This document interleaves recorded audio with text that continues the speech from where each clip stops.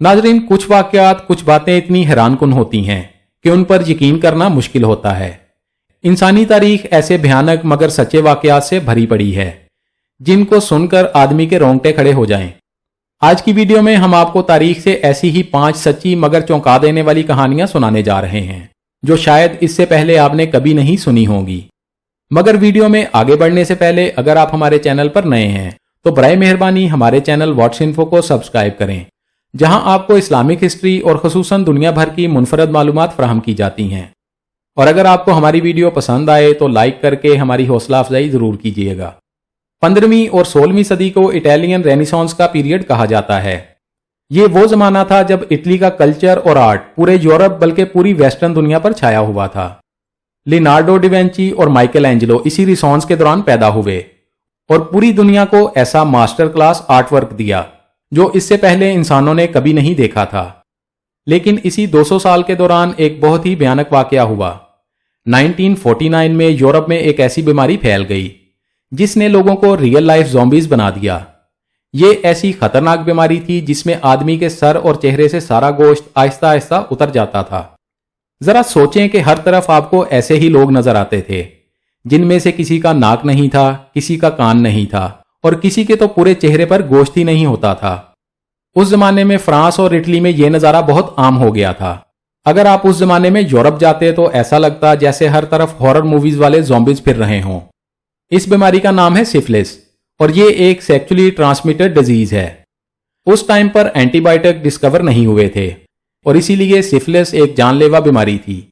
ये बीमारी सबसे ज्यादा प्रोस्टिट्यूट यानी तवाइफों में पाई जाती थी और इसीलिए 16वीं सदी के बाद इंग्लैंड और यूरोप में प्रोस्टिट्यूशन को रेगुलाइज करना शुरू कर दिया गया। कुछ लोगों का यह भी ख्याल है कि यह एक अजाब था उस बेहूदगी पर जो उस वक्त पूरे यूरोप में फैली हुई थी। खैर 1906 में पहली बार इस बीमारी का एंटीडोट डिस्कवर हुआ और फाइनली इंसानों को इस बीमारी और इसकी अलामात से निजात मिल गई। हमारी दूसरी कहानी है हेनरी हॉवर्ड होम्स की, जिसे H.H. होम्स के नाम से भी जाना जाता है और ये अमेरिका के पहले और बदनाम तरीन सीरियल किलर्स में से एक है। होम्स पर तकरीबन 200 लोगों के कत्ल का इल्जाम है। होम्स 1861 में न्यू हैम्पशायर में पैदा हुआ। कहा जाता है कि उसे बचपन से ही इंसानी ढांचों और मौत से एक अजीब सा लगाव था।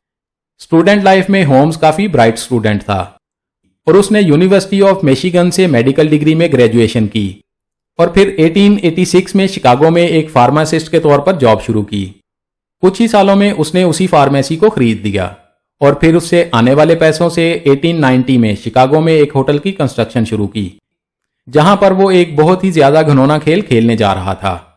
इस होटल को ऐसे डिजाइन किया गया था कि इसके सारे दरवाजे सिर्फ बाहर से ही खुल सकते थे।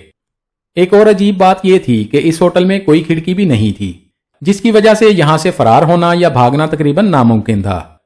सारे कमरे साउंड प्रूफ थे और हर कमरे के नीचे ऐसे तहखाने थे जहां पर मरने वालों की लाशों को डंप किया जाता था।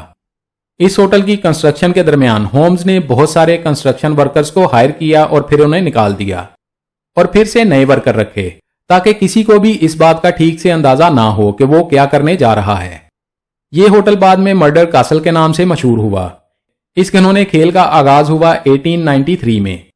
असल में 1893 में शिकागो में एक बहुत बड़ा एग्जीबिशन होना था जिसमें पूरे अमेरिका से बड़ी तादाद में लोगों और खासकर जवान लड़कियों ने आना था। होम्स ने बड़े बड़े अखबारों में अपने होटल के इश्तिहार छपवाए ताकि आने वाले टूरिस्ट उसको रेंट आउट कर सकें। बहुत सारे टूरिस्ट ने इसके होटल के कमरे बुक करवाए, लेकिन इसके होटल में आने वाला कोई भी टूरिस्ट जिंदा नहीं जा सका। जब भी गायब होने वाले टूरिस्ट के रिश्तेदार या जानने वाले होटल पर आते तो होम्स उन्हें वो रजिस्टर दिखाता जहां पर उन टूरिस्ट की होटल छोड़ने की डेट लिखी होती थी। आहिस्ता आहिस्ता इसके होटल के आसपास रहने वाले पड़ोसियों को यह बात खटकने लगी कि जो भी विजिटर इसके होटल में जाता है वो बाहर नहीं आता। नाजरीन, तकरीबन 200 लोग इसी तरह गायब हो गए। अब पुलिस को भी थोड़ा शक होना शुरू हो गया कि कोई तो मसला है। फिर 1894 में 1.5 साल होम्स का पीछा करने के बाद आखिरकार पुलिस ने होम्स को गिरफ्तार कर लिया और हैरान कुन बात यह है उसने अपने सारे गुनाहों को कबूल कर लिया। उसके मुताबिक लोगों का कत्ल करना उसका एक पैशन था जिसके बारे में वो कुछ नहीं कर सकता था। आखिर 1896 में 200 लोगों को बेदर्दी से कत्ल करने के इल्जाम में होम्स को फांसी दे दी गई। नाजरीन, अगर ये कहानी आपके लिए खौफनाक थी तो अगला वाकया शायद आपके होश उड़ा देगा। صرف 32 سال کی عمر میں آدھی سے زیادہ دنیا کو فتح کرنے والے الیگزینڈر یعنی سکندر اعظم کو کون نہیں جانتا۔ سکندر اعظم کی موت ہمیشہ سے تاریخ دانوں کے لیے ایک مسٹری رہی ہے۔ کوئی کہتا ہے اسے زہر دیا گیا، کوئی کہتا ہے اسے ملیریا ہوا، اور کسی کے مطابق اسے ٹائیفائیڈ ہوا جس سے اس کی موت واقع ہوئی۔ لیکن ایک حالیہ ریسرچ کے مطابق سکندر کی موت ان میں سے کسی بھی بیماری کی وجہ سے نہیں ہوئی تھی، بلکہ اس کی موت تو ہوئی ہی نہیں تھی اور اسے تو اصل میں زندہ دفن کیا گیا تھا۔ Dunedin school of medicine New Zealand کے ڈاکٹرز کے مطابق اس بھیانک ڈسکوری کی وجہ ہے الیگزینڈر کے سمپٹمز اور ہسٹوریکل ریکارڈ۔ تاریخی ریکارڈ کے مطابق 29 مئی 323 BC کو سکندر اعظم نے ایک دعوت کا اہتمام کیا اور اس دعوت میں اس نے خوب شراب پی۔ اگلے ہی دن 30 مئی کو اسے شدید بخار ہو گیا اور پورے جسم میں دردیں شروع ہو گئیں۔ لیکن الیگزینڈر کو یہی لگا کہ شاید یہ لمبے سفر کی تھکاوٹ ہے، اور اگلے دن بھی اس نے کافی زیادہ شراب پی لی۔ اسی دن کی رات سکندر کو پیرالسس اٹیک ہو گیا۔ ڈاکٹر کیتھرین ہال کے مطابق الیگزینڈر کو اصل میں گیلن باریو نامی سنڈروم ہوا تھا، جس میں آپ کے جسم کا امیون سسٹم اپنے ہی نروس سسٹم پر اٹیک کرتا ہے اور اس کے نتیجے میں مریض بالکل پیرالائز ہو کر رہ جاتا ہے۔ یہ پیرالسس اٹیک اتنا سخت ہوتا ہے کہ مریض کا سانس بہت آہستہ ہو جاتا ہے اور یہ پتہ لگانا مشکل ہوتا ہے کہ آدمی زندہ بھی ہے یا نہیں۔ تو ڈاکٹر کیتھرین کے مطابق الیگزینڈر کی موت کی اصل وجہ تھی سیوڈو تھیناتوس، جسے فالس ڈائگنوز آف ڈیتھ بھی کہا جاتا ہے۔ الیگزینڈر کو اصل میں فالج ہوا تھا، مگر جب اس کے ساتھیوں نے دیکھا کہ کئی دن گزرنے کے باوجود اس کے جسم میں کوئی حرکت نہیں ہوئی، تو اس کے ساتھیوں نے اسے مردہ سمجھا اور زندہ ہی دفن کر دیا۔ تو دنیا کے سب سے طاقتور جنرل کو جب دفنایا گیا تو وہ مرا نہیں تھا بلکہ شاید زندہ تھا۔ چوتھی کہانی ہے رومن شہر پومپائے کی، جو کسی زمانے میں اس زمین کی عظیم ترین سیولائزیشن میں سے ایک تھا، لیکن یہ شہر مشہور ہے اس حادثے کی وجہ سے جو 79 AD میں ہوا، جب اگست کی ایک دوپہر یہ پورا شہر ماؤنٹ ویسیویس سے آنے والے لاوے اور راکھ میں دب کر تاریخ میں گم ہو گیا۔ صرف 12 گھنٹوں میں 16,000 کے قریب لوگ دم گھٹنے کی وجہ سے مارے گئے۔ پومپئی کے حادثے کے بارے میں تو بہت سے لوگ جانتے ہیں، مگر پومپئی سے بھی برا انجام ہوا تھا اس کے پڑوسی شہر ہرکولینیم کا۔ ہرکولینیم اس زمانے میں امیر رومنز کے لیے ایک پکنک سپاٹ تھا، جہاں پر وہ جوئے، شراب اور پروسٹیٹیوشن یعنی فحاشی کے لیے ٹائم گزارنے آتے تھے۔ پومپئی سے صرف 11 میل دور ہرکولینیم بھی ماؤنٹ ویسیویس سے آنے والی آتش فشاں راکھ کے نیچے دب گیا۔ مگر اس سے بھی بھیانک چیز یہ ہوئی کہ ہرکولینیم ایک سپر ہیٹڈ پائروکلاسٹک فلو کا نشانہ بھی بن گیا۔ پائروکلاسٹک فلو اصل میں اس گیس کو کہتے ہیں جو آتش فشاں کے پھٹنے سے نکلتی ہے۔ اس کی رفتار 450 میل تک ہوتی ہے اور اس کا ٹمپریچر 1000 ڈگری تک ہوتا ہے۔ یہ گیس اتنی گرم ہوتی ہے کہ اس کی زد میں آنے والی ہر چیز چند سیکنڈز میں ہی پگھل جاتی ہے۔ ایسے ہی کچھ ہوا ہرکولینیم میں رہنے والوں کے ساتھ۔ اس گیس کی وجہ سے صرف چند سیکنڈز میں لوگوں کی جلد پگھل گئی اور ان کے دماغ اور کھوپڑیاں پھٹ گئیں۔ اتنا خوفناک منظر شاید ہی تاریخ میں کبھی دیکھا گیا ہوگا۔ پومپئی اور ہرکولینیم میں مرنے والے کئی لوگوں کی لاشیں 18ویں صدی میں ڈسکور ہوئیں۔